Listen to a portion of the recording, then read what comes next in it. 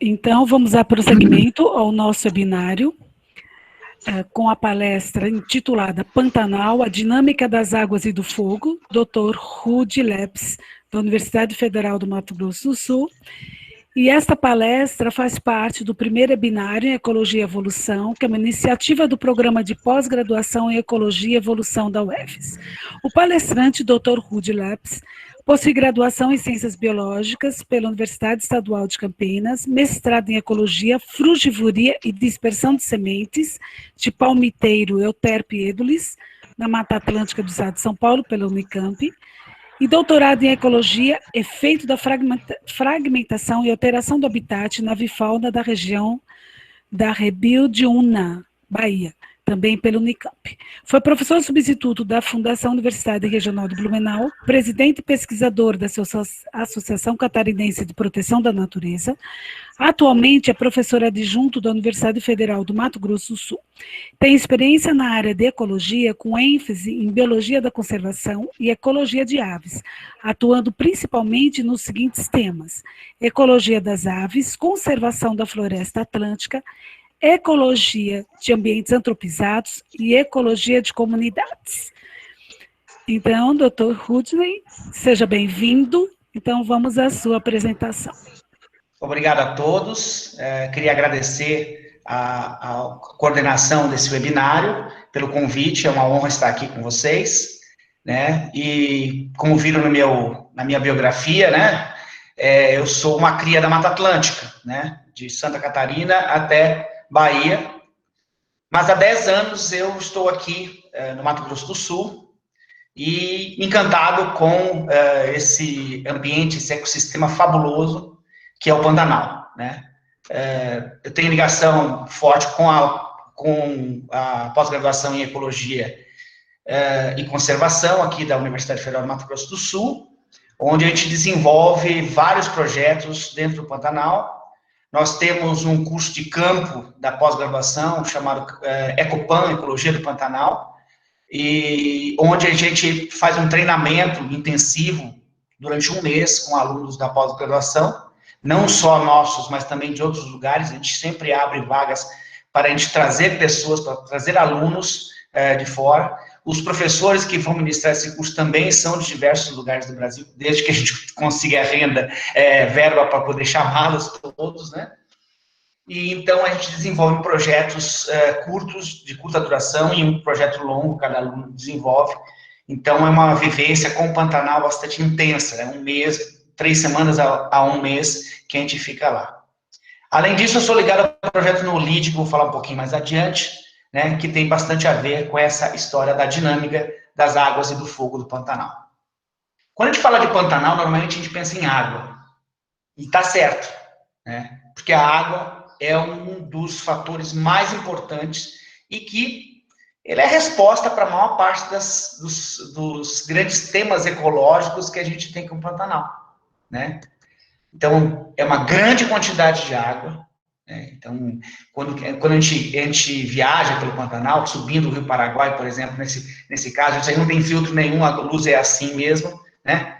Obviamente, tem um pouco do resultado aí das queimadas. Lá no fundo está a morraria do Amolar, que ficou tristemente conhecida por uma boa parte dos brasileiros, porque ela é uma área que queimou bastante agora durante esses incêndios de 2020. A gente vai falar um pouquinho dela depois. Mas é uma parte de morraria que quebra um pouco a nossa ideia de Pantanal como sempre uma planície, né, inundável, lisa e sem muitas alterações de topografia, né.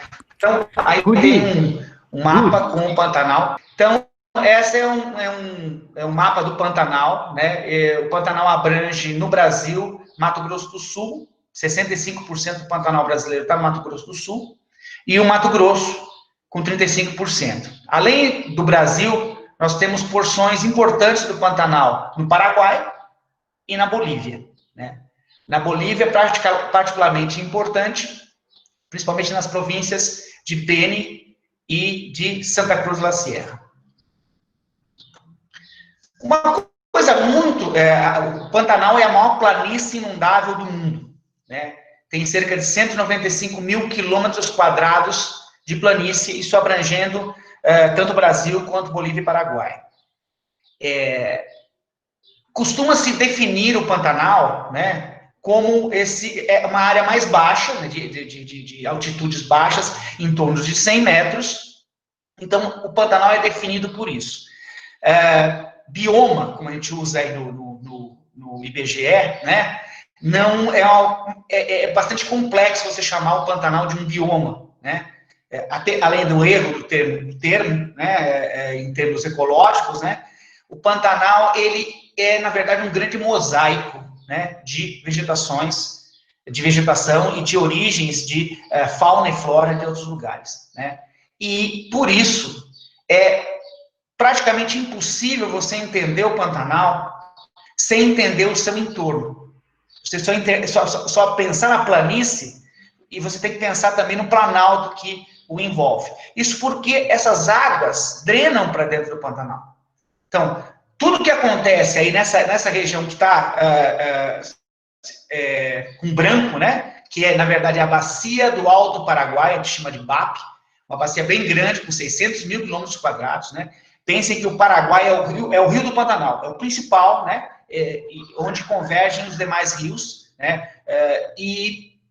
essa BAP, então, quando a gente vai falar de Pantanal, a gente tem que falar da BAP, a gente tem que falar da bacia inteira, porque se for tentar resolver, os principais problemas do Pantanal estão vindo de fora, né, obviamente, e uma coisa que é bastante importante para a gente entender o Pantanal, a inclinação este-oeste do Pantanal é de cerca de 25 centímetros por quilômetro.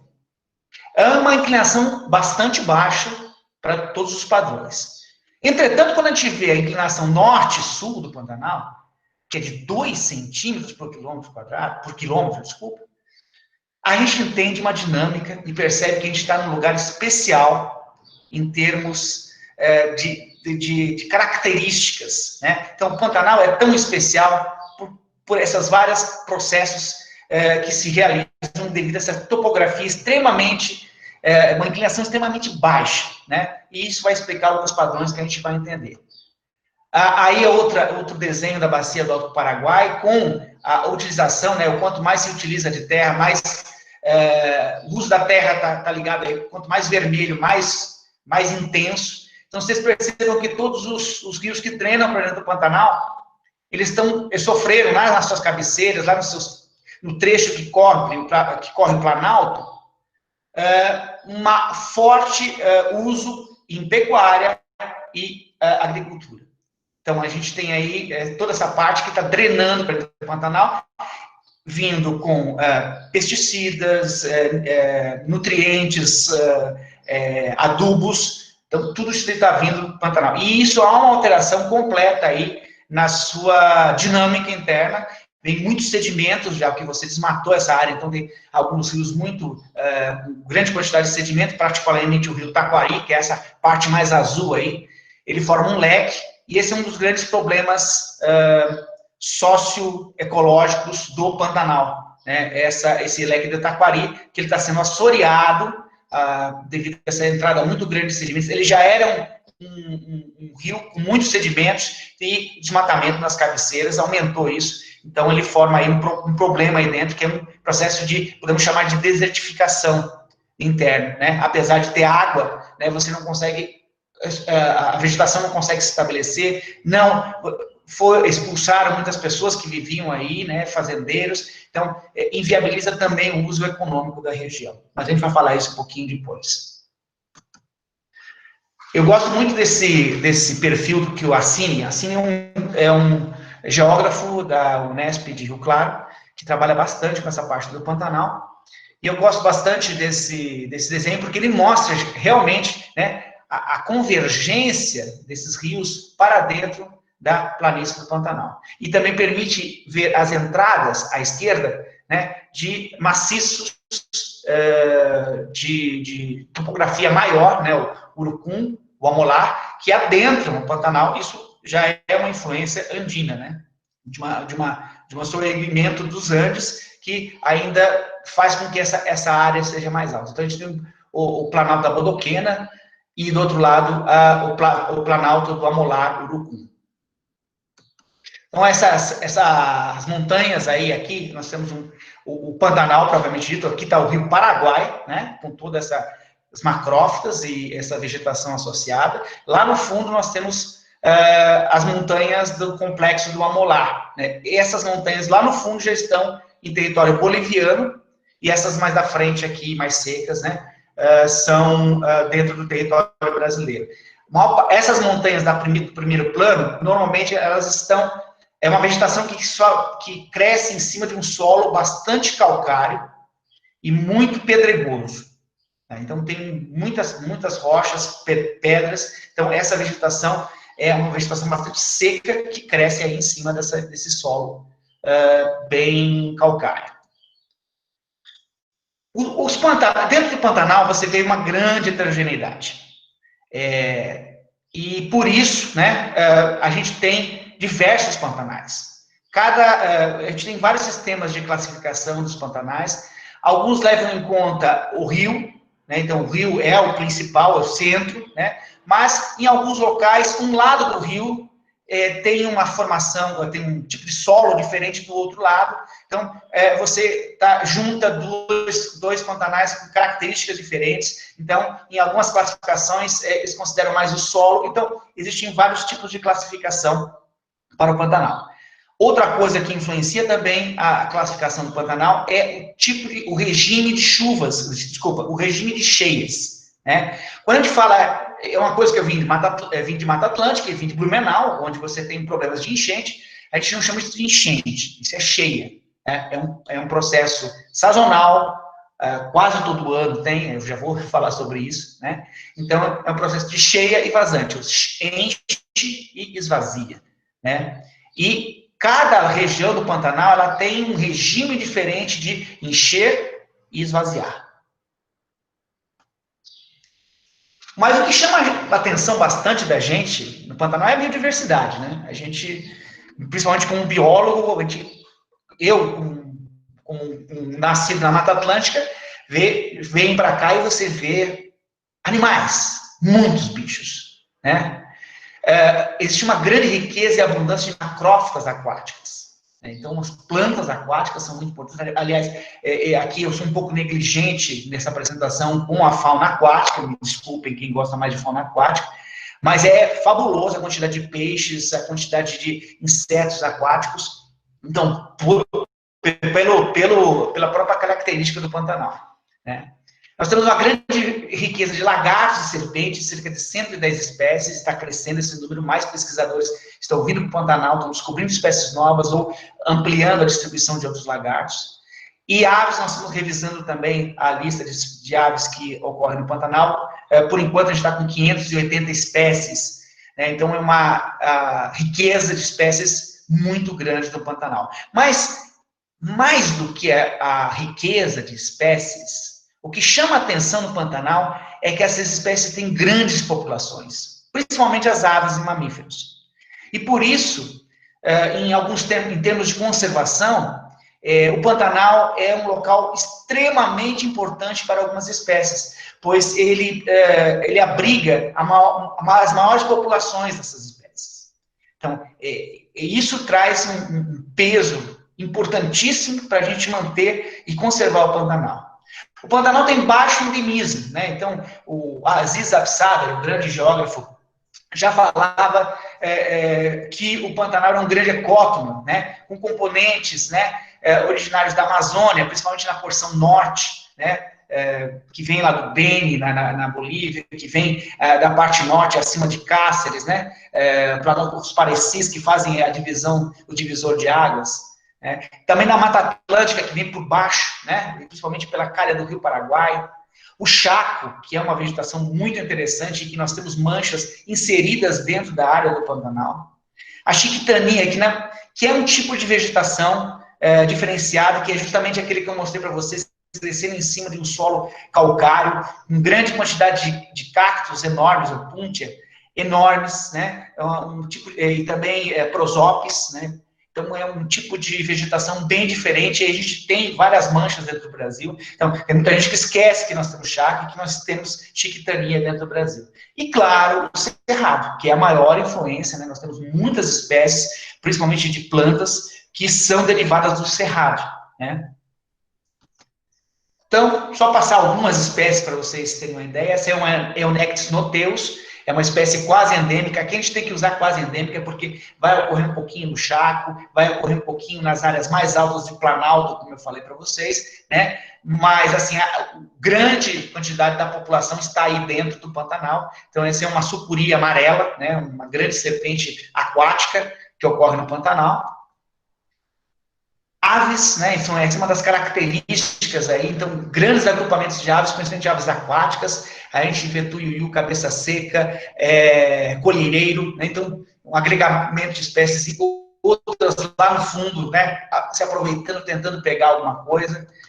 Também é um sítio Ramsar, né, de extrema importância. Ramsar é uma convenção assinada pelo Brasil em 1961, na cidade de Ramsar, no Irã, que preserva áreas úmidas, né? E o Brasil, com o Pantanal, é uma grande Ramsar, uma das mais importantes do mundo.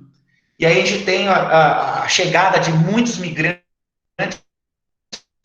vindos do norte, né, para passar a invernada aí. Isso aí, na verdade, é uma lagoa salina, né, que a gente chama de salinas, que são características de duas regiões do Pantanal, e Ecolândia, principalmente na Ecolândia. Né? São lagoas salinas, na verdade não é sal, principalmente magnésio, né? Elas estão mais altas, elas não são sujeitas à inundação, então elas são permanentes, elas não são influenciadas pelo ciclo de cheia e vazante, e elas são muito importantes e tem uma característica bastante peculiar. Aí.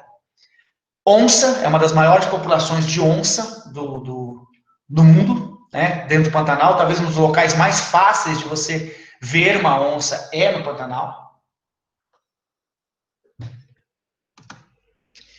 Cervos, né, tanto o cervo do Pantanal, quanto que não tem só no Pantanal, então, o Blastocéros e os Otocéros, são os dois cervos, né, grandes, que têm populações muito grandes dentro do Pantanal, as maiores populações do mundo.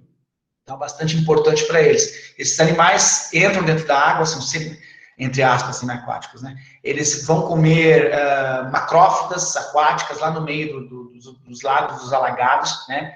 Então, são espécies que convivem muito bem no Pantanal. Ariranha, né? A maior população de ariranha do mundo está no Pantanal, e a recuperação dessa espécie se deve também pela proteção do Pantanal, né? Então, é relativamente comum você ver uma ariranha no Pantanal. Arara azul, então a maior população de arara azul também, tem um projeto Arara Azul da Neiva Guedes que trabalha explicitamente com essa espécie, né, e todo o processo aí que envolve essa espécie maravilhosa. Aí. Então, a maior população está aí dentro do Pantanal. E o Pantanal é o ciclo das águas. Né, o principal, que diz o que é o Pantanal, que fala de Pantanal, e a própria palavra Pantanal, né, a gente vem do ciclo das águas. Aí dá para ver aí a marca da água, da variação da água, né, e se considerar o tamanho dessa bacia geográfica, para chegar até aí, é preciso de muita água, para você conseguir crescer, subir tantos metros, né, a gente precisa de muita água descendo aí o rio, e também chovendo, né? Esse ciclo de cheia e vazante foi estudado pelo Jung, e que ele publicou, ele criou, ele e mais colaboradores criaram esse conceito de pulso de inundação, né? Em sistemas de rios planos, né? De planícies inundáveis, né? Esses ciclos de cheia e de vazante, elas determinam a dinâmica nas comunidades vegetais e comunidades aquáticas, seja pelo recomeço sempre, né, um restart, seja pela entrada de grande quantidade de nutrientes, né, que vão sendo carreados para dentro da parte aquática, né. As espécies aquáticas, tanto animais como plantas, elas sofrem ciclos de coalescência de lagos e isolamento de corpos d'água, Esse é um processo muito interessante, né? Então, às vezes, todos os peixes estão no mesmo lugar, daqui a pouco começa a secar, eles ficam isolados em lagoas, né? Então, esse é um processo muito interessante. As comunidades vegetais também são definidas pela presença de espécies que são resistentes à cheia, ou seja, elas podem ficar submersas, pelo menos uma parte delas, uma parte da planta, durante uma boa época do ano. Outras são resilientes, ou seja, elas aguentam uma cheia alta, né? Elas não se dão muito bem, mas uma cheia alta, algumas semanas, ela aguenta muito bem. E tem outras espécies que são sensíveis à inundação, e se chegar enchente no local, elas morrem. Né? Então, a gente tem esses 3 processos aí, 3 grupos de plantas que respondem ao ciclo de cheia e vazante. E como eu falei para vocês que a topografia é bastante suave, né? Muitas vezes, alguns centímetros podem definir a vida ou a morte de uma espécie, principalmente espécies sensíveis à inundação, né? Então, a microtopografia, uma pequena subida, um murundum, em que a semente germinou em cima, pode definir a vida dela em relação a outra que não ficou nessa parte mais alta e foi inundada, né? Então, é uma coisa bem interessante esse ciclo. E o que é mais louco para a gente é a história de que como é que funciona esse ciclo. Porque a cheia, como a gente está, quando a gente vem num ambiente diferente, a cheia, a enchente vem porque chove muito no lugar. No Pantanal, não necessariamente, né? Olhem esses 2 gráficos aí de nível de água relacionados com a precipitação. O de cima é em Cuiabá, que está bem próximo das cabeceiras dos rios que nutrem o Pantanal, tá? Então, a precipitação, ela é correspondente ao nível de água. Ou seja, chove dentro da bacia e isso faz com que o Pantanal da região ali de Cuiabá suba. Entretanto, olhe embaixo, que é em Corumbá, né? A parte mais sul, maior município do Pantanal. Então, aí você tem o maior nível de água, é justamente um pouquinho antes da época seca, né? Então, é uma coisa fabulosa essa, que você vai ter uma cheia, né? Isso por quê? Porque o rio, as águas que caem nas cabeceiras demoram muito tempo, 4, 5, 6 meses para descer, porque a topografia é muito pequena, a inclinação é muito pequena, 2 centímetros. E, então, isso demora muito a água chegar até. Essas medidas aí são da régua de Ladário, né? Ladário é um município que está dentro de Corumbá, totalmente inserido dentro de Corumbá, onde tem uma régua de medição que dá dados fantásticos, nós vamos falar dela daqui a pouquinho de novo. Tá? Então, a gente tem um processo muito estranho, que a água está subindo e o ambiente está seco. A gente está com seca em volta. Então, você tem a vegetação seca, mas a água está subindo, né? Então, entender esse processo é uma coisa bem importante, né? Olha aí como é que o ciclo onde estão vindo as cheias, né? Então, começa em novembro, dezembro, justamente pelas chuvas nas cabeceiras, né? Então, cheia lá em cima, vai descendo janeiro, fevereiro, em março, abril, chega na parte central, né? Ainda vai descendo em maio e junho. Em julho, agosto, é que está ali na parte de Corumbá. E só em setembro, outubro, ela está chegando na porção mais sul, em Porto Murtinho. Então, percebam aí como... E a gente tem, em termos de pluviosidade, maio a setembro é baixa pluviosidade, e outubro e abril são as chuvas mais abundantes. Na verdade, elas começam mais fortes mesmo em novembro, né? Então, tem um período aí de meio variável, né? Então, percebam que a chegada das chuvas depende de onde elas caíram nas cabeceiras e esse processo de seguir o rio. Existem casos muito interessantes em que você tem o Rio Paraguai descendo com uma grande quantidade de água e o rio que está afluindo, por exemplo, o Rio Miranda, está com um nível de água mais baixo. Então, sobe e você pode ter o refluxo. A água entrando do Paraguai para o Rio Miranda, né? E não o contrário. Então, tem alguns fenômenos desses que são bastante interessantes. Então, aí eu acho que fica bem claro o que a gente está falando, né? Você está num período de seca, né? Não chove. Então, a vegetação lá em cima do calcário, ela está muito ressecada, mas você tem a cheia, né? E a vegetação que está em volta do Rio Paraguai está de folhinhas verdes, né? Então, isso mostra bastante esse paradoxo aí de você estar numa cheia e você tem seca, né? Além dessa variação durante o ano, né, que a gente falou, né? Então, tem a época de cheia e tem a época de seca. Além disso, nós temos variações plurianuais nos ciclos de cheia e vazante dentro do Pantanal. Aí tem dados da régua de Ladário desde 1900 até 2002, se não me engano, onde a bolinha preta é a máxima e a bolinha branca é a mínima. Então, perceba que a gente passa por períodos de grande variação. Por exemplo, ali entre 1935 e 40, você tem período muito baixo, então o nível da água é bastante baixo, 2 metros, né, 200 centímetros. Depois tem ciclos de alta. Aí depois, na década de 60, ali, a gente tem um longo período com baixa. Para depois, no final da década de 70 e 80, você ter novamente um ciclo de cheia. Isso é muito interessante. Em 1970, quando o Pantanal teve essa diminuição do nível das máximas, muitos fazendeiros locais acharam que o Pantanal estava secando para sempre. E aí fizeram cercas, né? Dominaram, colocaram o gado para depois vir. Então, é muito comum, em algumas regiões, você chegar e ver cercas no meio da água, no meio de um lago, né? Isso ainda é do tempo, lá da década de 70, quando aquilo ali era seco, né? Mas a gente tem algumas preocupações agora, né? Porque esse ano, excepcionalmente, nós temos um ano, isso aí são dados a partir da régua de Ladário, do IMASU, do Instituto de Meio Ambiente aqui do Mato Grosso do Sul. Então, o 2020 é um ano excepcionalmente seco, né? Chegamos na máxima ali em julho, chegou a pouco mais de 2 metros. Né? Isso é muito baixo. Isso é muito baixo. Então, na verdade, esse ano nós não tivemos propriamente uma cheia no Pantanal. Né? Isso, obviamente, agravou a intensidade e a gravidade dos incêndios que ocorreram esse ano.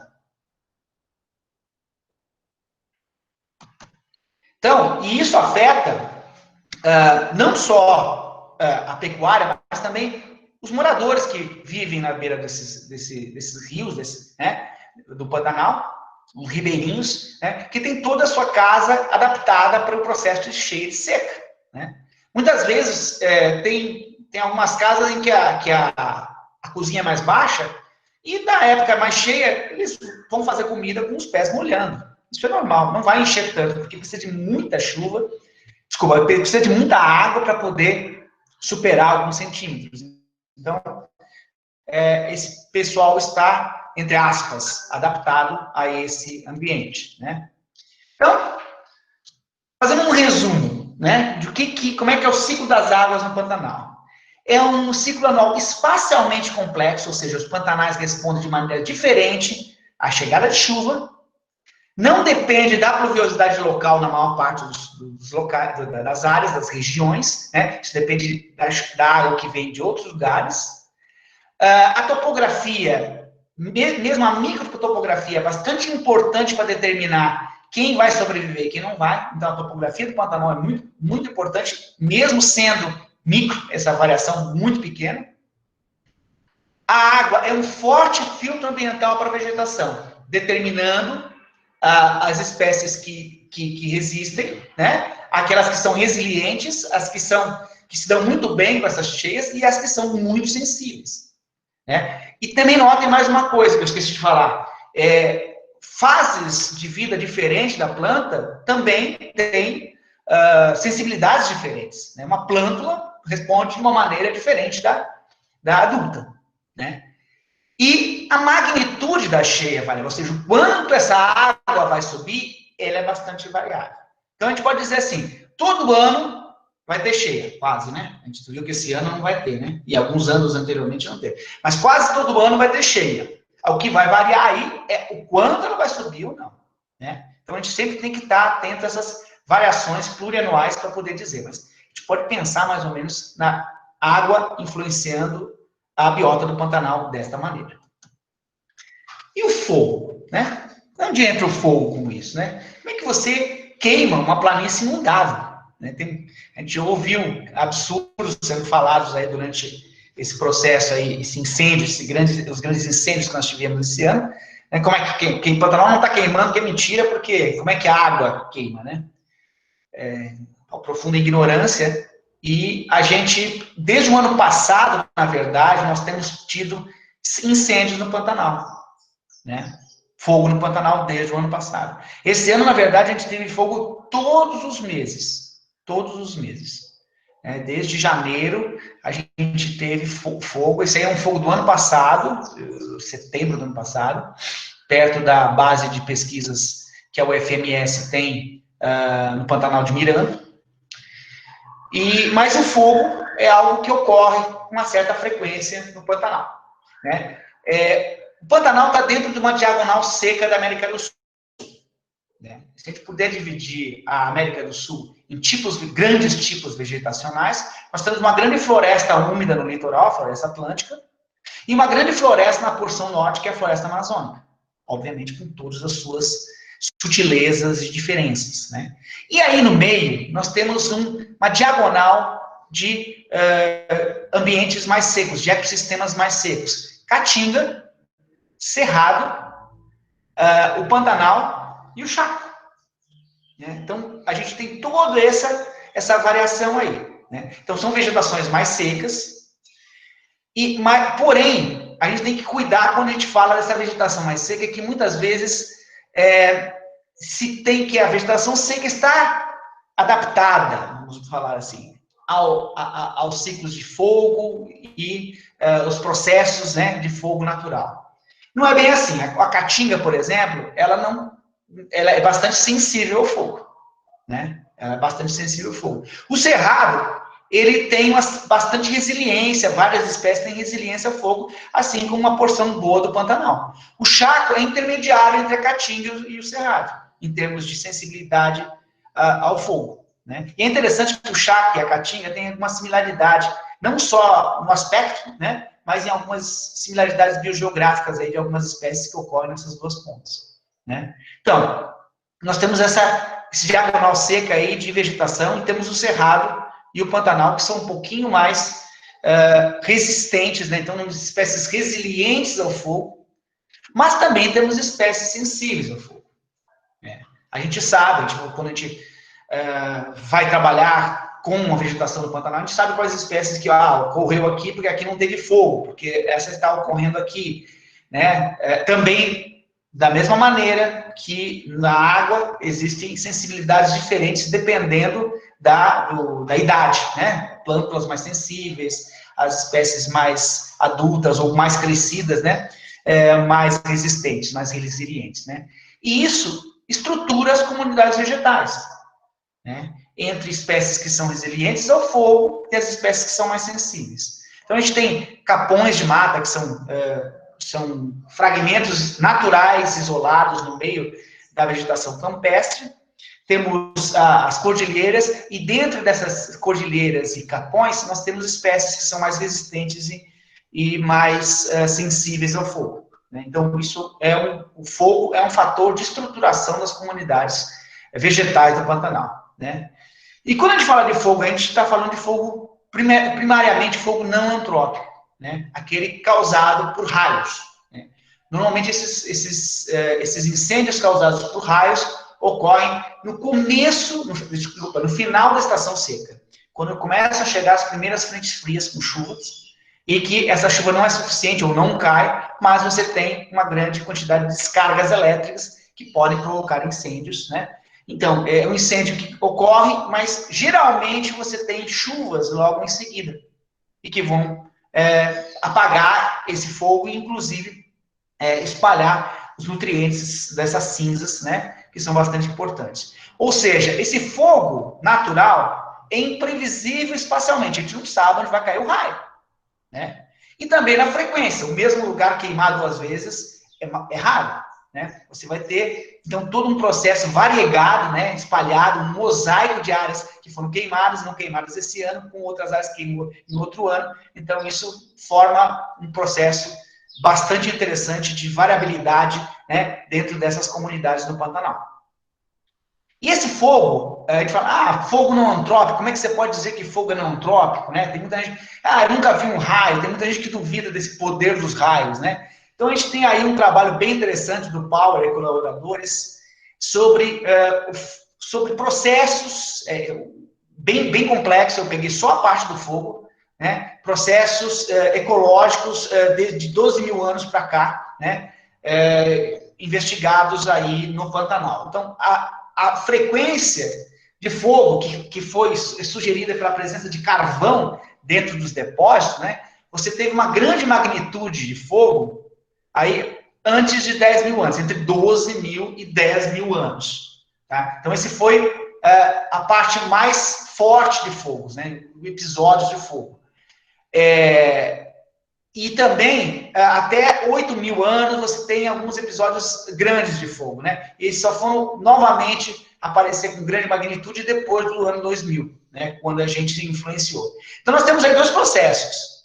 A colonização do Pantanal por indígenas, ela data entre 7.000 e 7.500 anos, né? Ou seja, esses fogos, esses megafogos, ocorreram no Pantanal antes da chegada do homem, né? Isso está associado, provavelmente, ao que o Assini mostra, que houve o Rio Paraguai recuou muito, né?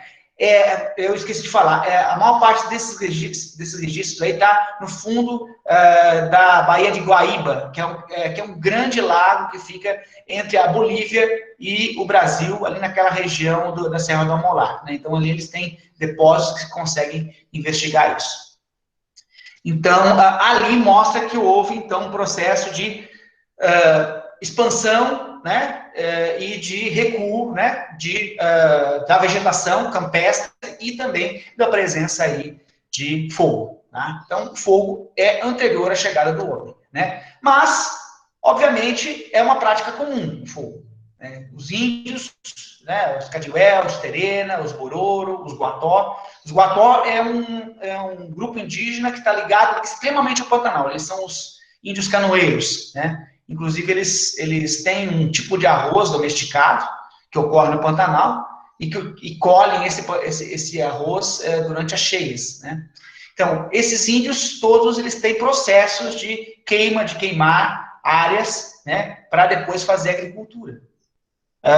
Obviamente, as populações indígenas são pequenas e tem técnicas, né, de que onde vai queimar, então determinar qual espaço queimado. A gente já vai falar um pouquinho mais sobre isso, tá?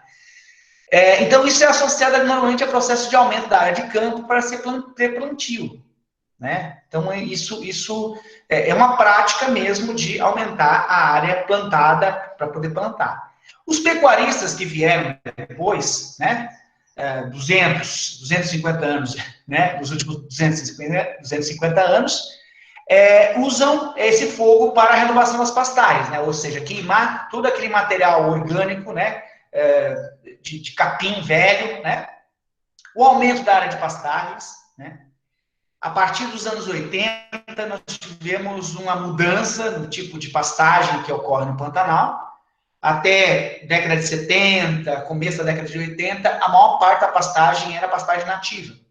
Então, o gado pastava em cima de capins e de plantas que eram nativas do Pantanal. A partir daí, houve a introdução de espécies forrageiras exóticas, notadamente o Urocloa, né, a braquiária. Então, para plantar braquiária, o pessoal usa também esse queimar e depois semear a braquiária, né? E outra coisa que é bastante argumentada entre os pecuaristas é que isso serve para queimar carrapatos, né? Para preparar, então, no final da época seca, você tem uma grande quantidade de ectoparasitas, o que é verdadeiro. Então, esse fogo serviria também para dar uma limpada no pasto, para evitar que o gado pegasse tanto capim, né? Uma coisa que é importante dizer, esse fogo feito pelos pecuaristas, ele não é ilegal durante uma época do ano. Ou seja, você tem um período para fazer isso. E, inclusive, ele é recomendado, ele tem práticas ideais do manejo do fogo determinadas pela Embrapa. O grande problema é você queimar fora da época determinada. E essa época determinada, ela é variável, não é assim, setembro você pode queimar. Não, isso depende tudo da previsão de chuvas que virá, né, do processo de seca, de intensidade de seca. Então, o manejo do fogo, quando bem feito, né, ele está dentro de determinações legais, né, e feitas pelos pesquisadores da Embrapa. Nós temos principalmente a gente da Mata Atlântica, a gente tem, porque para a Mata Atlântica o fogo é uma tragédia, não deve queimar, né? Então, a gente tem que, às vezes, mudar um pouco a nossa concepção de que muitas vezes o ecossistema usa entre aspas, usa esse fogo, né? Ele precisa desse fogo para a sua dinâmica, né? E como eu estava falando antes, então, o gado no Pantanal é a grande produção econômica do Pantanal, né? Que está mudando bastante o modo como se cria gado no Pantanal, com várias consequências, isso dá para falar muito tempo, né? Tanto da introdução de espécies exóticas para alimentação, quanto o pisoteio, né? Uma das coisas que o pessoal faz muito é desbastar o subbosque de capões de mata ou de cordilheiras, que as cordilheiras são grandes faixas de vegetação, de árvores, né, de floresta. Então, se desmata para o gado poder entrar embaixo, dormir embaixo, principalmente na época mais fria, ou quando entra em frentes frias, o gado fica ali dentro. Esse pisoteio, né, no solo, altera completamente o ecossistema dos capões e das cordilheiras. A gente tem um trabalho feito pelo Alessandro Pacheco Nunes, com aves, como é que era o impacto disso aí nas aves, né? E a gente imaginava que isso ia impactar muito a ave de solo ou de subbosque, e descobrimos que mesmo espécies das copas são afetadas por esse pisoteio, né? Então, a entrada de gado dentro dessas áreas aí é um processo bastante impactante também, né? Além de outros processos da pecuária que também impactam a biota, né? Ano passado, na verdade, há 2 anos já, a gente tem um projeto dentro da universidade chamado Projeto NOLID. NOLID é fogo no idioma Cadiuel. Investigar o efeito do fogo na biota do Pantanal sul-mato-grossense e a interação desse fogo com os regimes de inundação. Porque a gente percebe que, dependendo do tipo de inundação, quando o fogo ocorre, se está em cheio, está em vazante, como é o tipo de Pantanal, isso varia, né? Isso varia a intensidade e o estrago que eles fazem, né? Então, tem participação do povo indígena Cadiuel nesse nosso projeto, trabalham junto com a gente, nós temos dissertações, projetos sendo efetuados pelos moradores, né, da terra indígena Cadiuel. Eu vou falar um pouquinho mais dela daqui a pouquinho, né? E a gente fez uma série de podcasts sobre o fogo no Pantanal, derivado de todo esse processo, né? Quase toda vez que tinha alguma live aí, alguma discussão sobre fogo no Pantanal, tinha um dos componentes do projeto NOLID. A gente tem uma parceria com o Preve Fogo, do IBAMA, que também ajuda, e o Embrapa, tá? Então, se vocês tiverem interesse em assistir essa série de podcasts, aí tá o endereço, né, dentro do blogspot do NOLID. Então, vamos fazer um resumo do fogo no Pantanal. Como é que o fogo ocorre no Pantanal? Tem fogo de origem natural e fogo de origem antrópica. Existem espécies vegetais, faltou vegetais aí, espécies resilientes e sensíveis, né? E o fogo estrutura as comunidades vegetais. E é um fator importante aí para a gente ter essa dança, né? Inclusive, geralmente o fogo, ele destrói espécies arbóreas. Então, há uma expansão aí das áreas de campos, né, quando você tem um fogo mais intenso. E, ao contrário, quando você inibe o fogo, você tem ou você tem menor intensidade de fogo, a parte florestal cresce em cima da vegetação campestre. Então, no fogo natural, você tem imprevisibilidade no espaço e na magnitude, ou seja, não sabe onde vai cair, né?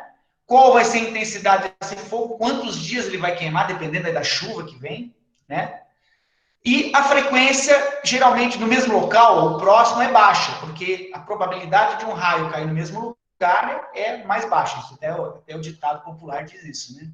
Agora, o fogo antrópico ele já tem um outro processo, porque normalmente são os mesmos locais onde o gado pasta, que são colocado fogo, né? O impacto varia também conforme a sazonalidade, ou seja, a época que se colocou fogo, se dentro do período legal ou do período ilegal.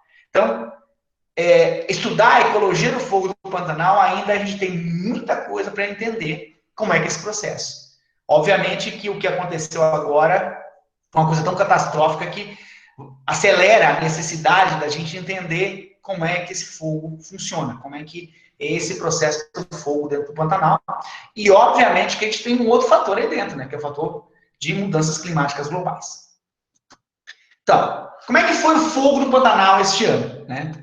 Então, não precisa nem dizer que os focos de queimada foram muito maiores que na pior das épocas, que foi 2005, né? Então, a gente teve uma grande quantidade de focos de queimada, ou seja, esse fogo antrópico. Não teve tempestade, não teve nada, não teve raio. Todo esse fogo aí, a responsabilidade foram humanas, né? Então, essa é uma imagem de satélite da NASA bem no pico, né? Mostrando como estava queimando o Pantanal e outras regiões do Brasil também, né? A Amazônia e a própria Mata Atlântica, com incêndios, o Chaco também queimando, né? Então, nós tivemos alguns meses de um calor atípico, uma seca atípica, né? E pessoas colocando fogo. Então, nós tivemos uma conjugação de um processo climático que foi intenso, agregado a uma irresponsabilidade tremenda dos moradores, não dos moradores, dos proprietários de grandes terras, porque a maior parte dos incêndios, principalmente na porção norte do Pantanal, foi dentro de algumas poucas fazendas, né? Então, e como eu falo de população, esse local, por exemplo, não deveria ter queimado esse ano. Queimou ano passado. 2 vezes queimar, mas tem uma razão, porque ele fica do lado da rodovia. Então, provavelmente uma bagana de cigarro, ou mesmo pessoas que param o carro e colocam fogo, né? Eu não consigo entender essa psicologia dessas pessoas, mas eles vão lá e colocam fogo de novo, né? E aí você vê, queimou. Tinha queimado no passado, mas já tinha essa vegetação. Isso é uma coisa muito, muito interessante, né? Em alguns locais, por exemplo, na Estância Caimã, que quase queimou, inclusive, a parte do hotel, né? Que recebe turistas, é uma dos locais mais visitados pelos turistas, né? Para ecoturismo, quase queimou a sede, né? Quando choveu em novembro, estava tudo verde de novo. E tem muita gente, olha, nossa, viu? Não precisa se preocupar, vai ficar verde de novo. Mas nesse ano queimou de novo. Então, essa intensidade repetida, né, tende a você diminuir, obviamente, a capacidade desse ecossistema se recuperar, né? E tem uma outra coisa que esse ano foi muito preocupante. O incêndio chegou no momento em que as plantas estavam alocando recursos para fazerem flores, frutos. Ou seja, chegou bem no começo da estação reprodutiva. Então, é um processo bem complicado, a gente não sabe quais serão as consequências. Elas serão muito mais graves que o ano passado, com certeza, em que a magnitude do fogo foi bem menor. E por queimar também áreas que já tinham queimado no passado. E a gente está falando de vegetação, né, gente? Animais não são resistentes ao fogo. Um animal queimado é um animal praticamente morto, né? A gente viu aí vários animais grandes, né? As antas, as onças, né? Que sofreram queimaduras e é um processo de recuperação muito difícil. Quando consegue recuperar? Então, quando a gente fala de recuperação, resiliência ao fogo, esqueçam a fauna. A fauna, ela dança, ela morre, ela é calcinada nesse processo. Estava falando dos povos da Amazônia, dos povos do Pantanal, desculpa. Né? Então, aí nós temos um mapa bem interessante da área do bioma Pantanal queimada. Né? Isso aí é a partir de dados do laboratório LASA da UFRJ, né?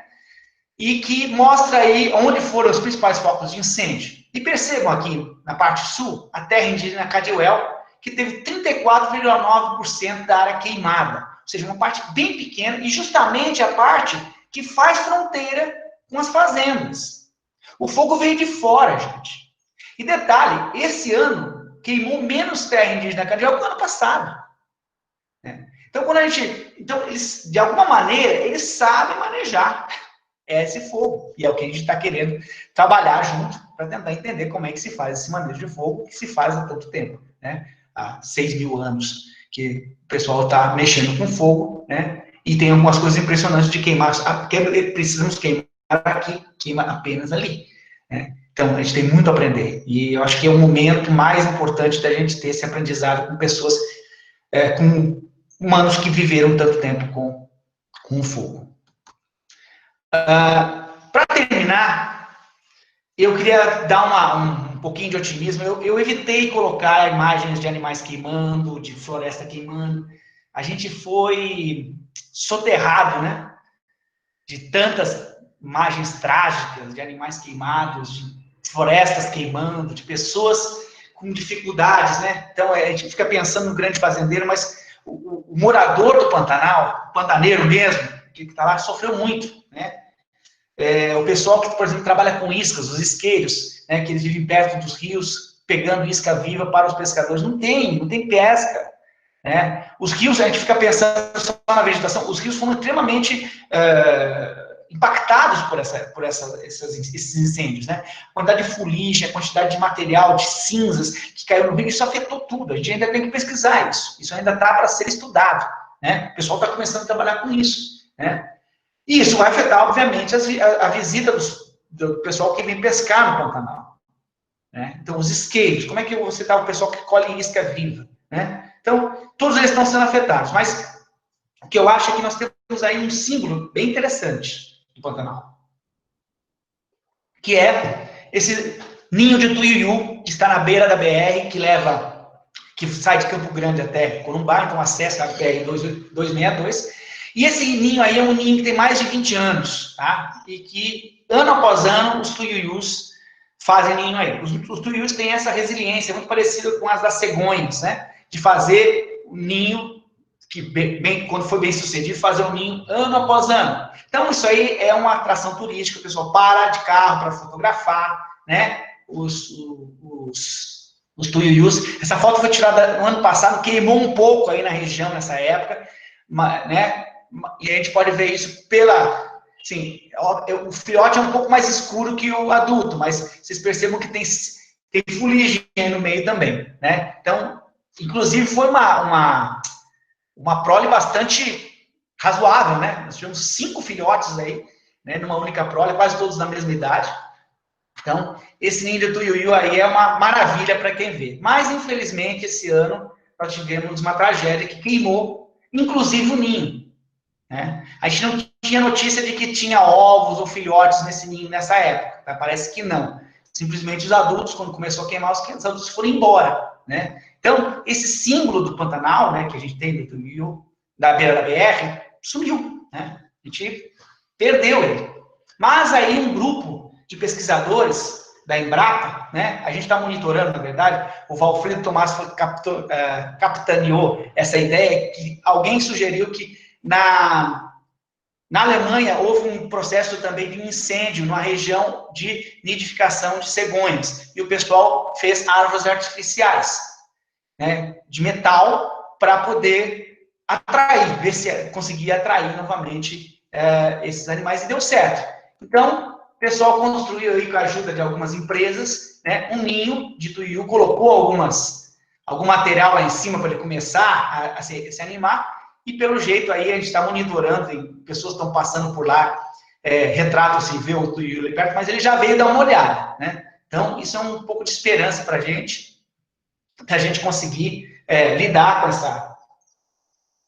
esse processo. Obviamente que isso é um indivíduo, né? Nós estamos pensando, a gente tem que pensar no macro, a gente tem que pensar na comunidade inteira, todo o processo, né? As populações que a gente está dentro, mas o apelo de a gente ajudar um único indivíduo, né, ou um pequeno grupo de indivíduos, ele tem um apelo muito forte da parte de conservação, né? Era isso que eu tinha, estou aberto a perguntas. Obrigado. Muito obrigada, última, pela sua excelente palestra. Agora temos aqui algumas perguntas a você, tá? Cláudio José Júnior pergunta: gostaria de saber se a piranha, um peixe voraz do Rio São Francisco, também é encontrado nas lagoas do Pantanal. Ele também é encontrado, é um dos peixes mais fáceis de se pescar. Se coloca qualquer coisa e o peixe vem, tá? É só colocar um pedacinho de linguiça na isca que ele vem, tá? A piranha vem demais. E é do Amazonas também, né? É, no Amazonas também. Isso é uma piadinha nossa, uma canção que a gente cantava sobre a piranha, inspirada naquela canção da piranha, né? E a gente sempre fala. E eu caí nessa Obrigado, história. Cláudio. Vamos lá, então.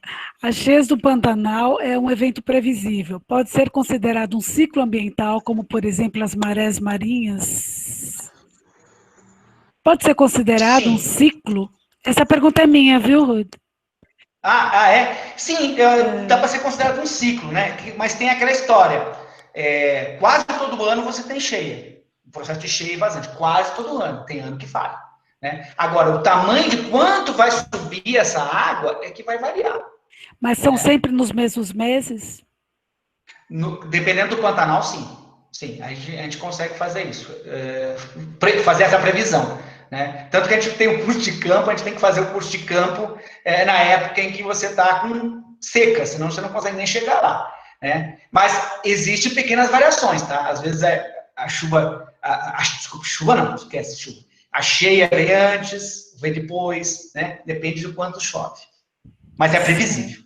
É previsível. E tem algum pesquisador estudando os ritmos biológicos dos animais que seguem esse ciclo previsível? Tem notícia de alguém? Sim. O pessoal da UFMT tem um trabalho a longo prazo trabalhando com isso, né? Com aves, com mamíferos. Nós aqui da UFMS também nós trabalhamos dentro, por exemplo, a parte de peixes, né? Como é que funciona toda a subida dos rios, a descida dos rios. Tem outros pesquisadores aqui do Mato Grosso do Sul. Esse é um foco de estudos bastante grande. Né? Então, a gente precisa... A chegada também, que é muito importante, a chegada das espécies migratórias, né? A gente monitorar isso. E o grande problema nosso é o seguinte, que muitas vezes essas espécies chegam em regiões do Pantanal onde nós não temos acesso. O Pantanal, o grande problema é esse, você ter o acesso aos locais. Né? Aquela foto que eu mostrei de um monte de aves nas salinas, é super difícil, quer dizer, super difícil não, é difícil chegar na fazenda Barranco Alto. Tem lugares muito mais complexos de você chegar. Mas, assim, é um deslocamento grande, muitas vezes você fica atolado. Você tem que estar prevendo atolar e ficar só no dia seguinte, né? Ruth, e o uso de drones, será que ajudaria? Desculpa, cortou um pouco a... E a utilização de drones para filmar? Sim. Tem o professor José Sabino. Né? O professor José Sabino está trabalhando com essa parte de drones, né, de começar a investigar, e também data loggers, né, a gente colocar gravadores, microfones, né, que gravam em alguns locais onde a gente só pode... E a vantagem é que não vão ser roubados, né, a gente consegue colocar os data loggers lá e não serão roubados, porque a gente vai conseguir pegar ele novamente. Porque tem boas imagens, né, sendo obtidas por drones. Sim. Mais alguma uma perguntinha aqui agora de Stelle Roselto. Ruth, você pode explicar como as aves de copa são afetadas pelo pisoteio do solo pelo gado?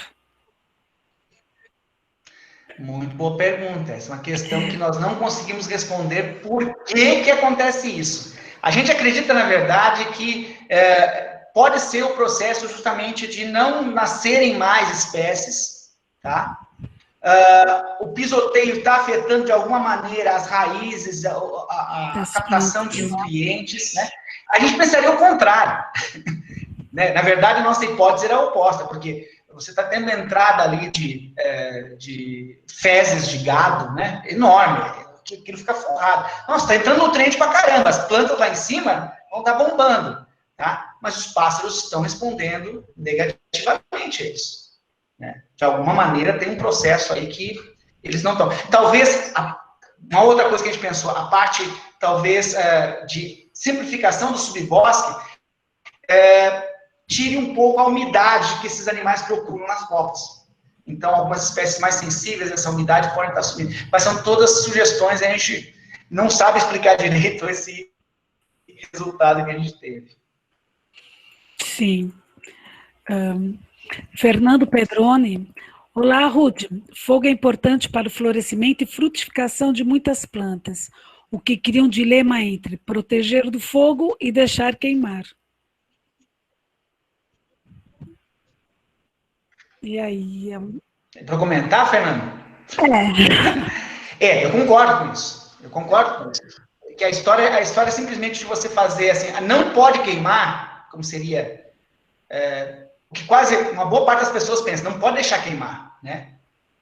E você vai impedir um processo que é natural e que, na verdade, é essencial para que ocorra, né? A gente tem um exemplo lá de Yellowstone, né? Quando as pessoas não deixavam queimar Yellowstone, que deixavam brigada de incêndio, não sei o quê. Aí, uma vez, isso passou, eles não conseguiram queimar o fogo e uma boa parte da vegetação foi drasticamente afetada, porque a quantidade de matéria orgânica que tinha para queimar era muito grande. E isso afetou, inclusive, as árvores mais altas, né? As lavaredas ficaram muito mais intensas, porque tinha material inflamável, né? Isso. E é o que acontece muitas vezes aqui também, né? Então, locais onde você não tem fogo muito intenso, quando pega o fogo, a intensidade a perda é muito maior, né? A intensidade do fogo.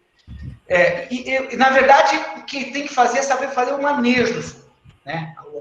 Quando? Eu acho que a questão do fogo, essencialmente, é quando pode deixar ou quando pode usar o fogo, né? De uma maneira, uma gestão correta e adequada, né? Então, eu acho que é mais ou menos isso. Quando deixar de se fazer.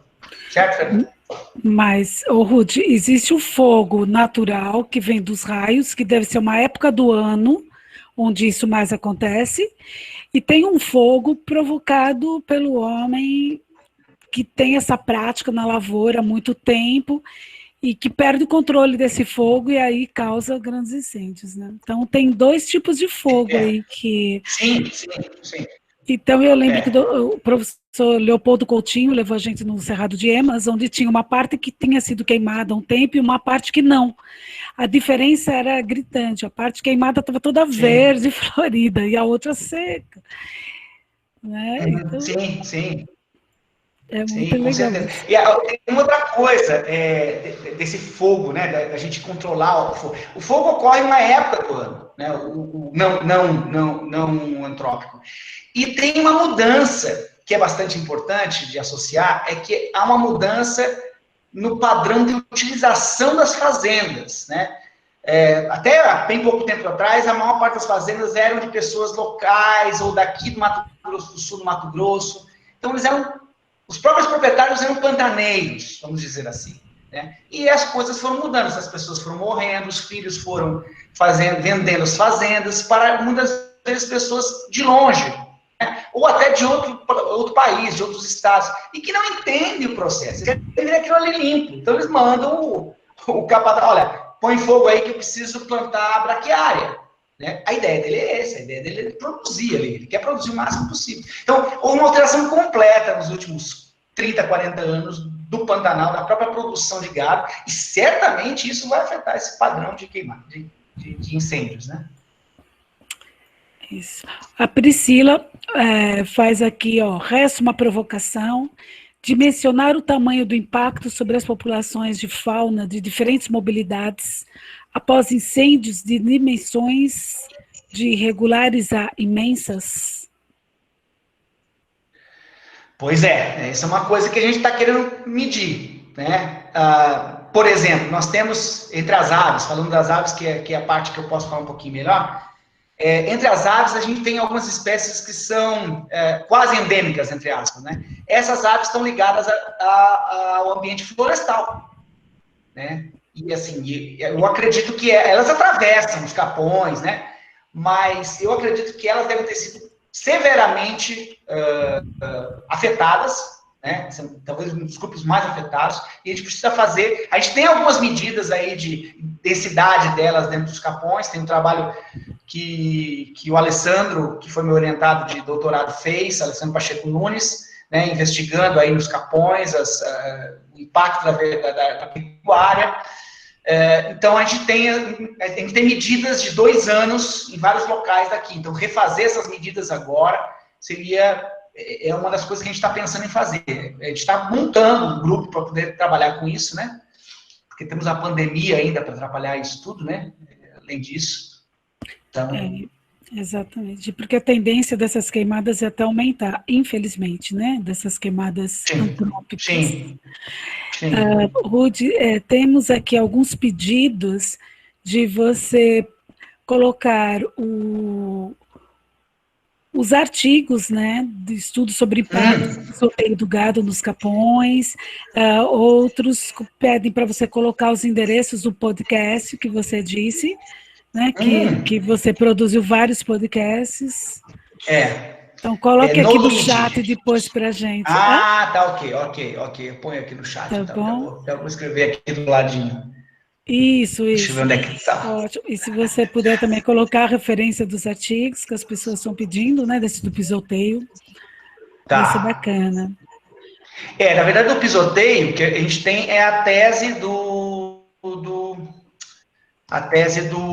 Alessandro. Eu posso tentar providenciar para vocês, tá? Certo. Pode me escrever também. Deixa eu deixar o meu e-mail aqui, ó. Se alguém tiver um pouco mais interessado, isso, porque ótimo. essa é a tese, a gente não publicou ainda, por incrível que pareça. Faz 2 anos já a gente tem que publicar essa. Tá, então Rudy deixou o e-mail e deixou também o endereço aqui do podcast, né, Rudy? Que é o Nolid Blogspot, né? Lembrando que Nolid é fogo no idioma Cadiwel, né? Que são nossos parceiros importantíssimos. Perfeito. Estou copiando, viu? Porque eu quero. Depois eu vou colocar, eu vou postando de vez em quando, tal.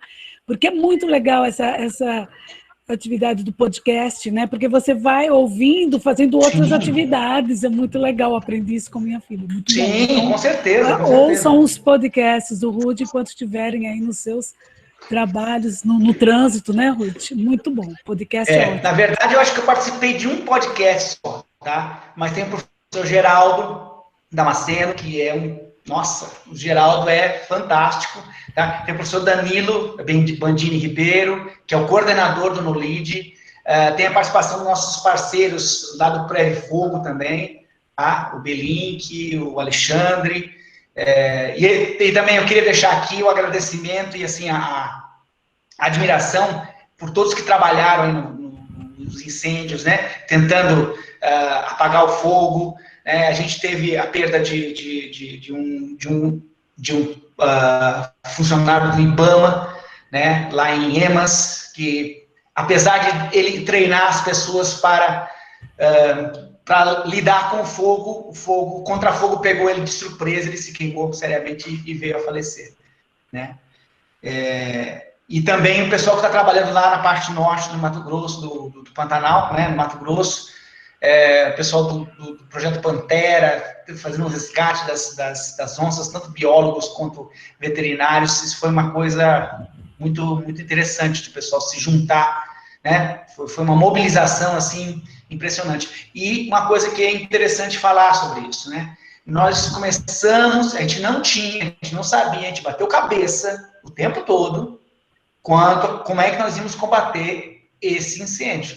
Agora nós estamos começando a ter um conhecimento, um know-how para poder combater futuros incêndios, né? Então, a gente está aprendendo e a gente precisa aprender rápido, né? Porque a gente não sabe o quanto essas mudanças climáticas vão influenciar, e se talvez isso seja o novo, né? O novo Pantanal esteja mais suscetível a esses incêndios, né? A gente não sabe o que a gente vai ter que aguardar, e a gente tem que estar preparado, não pode esperar, né, vir o fogo, a gente tem que estar preparado para enfrentar quando ele vier, né? E esse nosso conhecimento que a gente adquiriu aí é extremamente importante para isso. Rudney, esse pessoal todo que combate o incêndio do Pantanal merece toda a nossa admiração, né? De todos nós aqui. Agradeço muito da sua palestra, foi ótima. Eu estou vendo aqui os elogios aqui no chat, todo mundo elogiando. Nós agradecemos muito. Eu agradeço em nome do PPG Ecoevol, tá? Espero que você esteja junto com a gente no próximo encontro, tá? Muito obrigada. Então, estarei. Foi um prazer participar.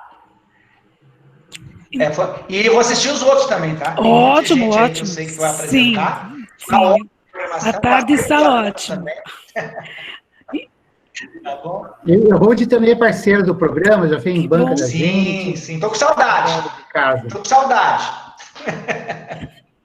Tendo verba, você vem. Senão é só na televisão mesmo, sem na cara gente. Verdade. Certo. Muito obrigado. Obrigado, pessoal.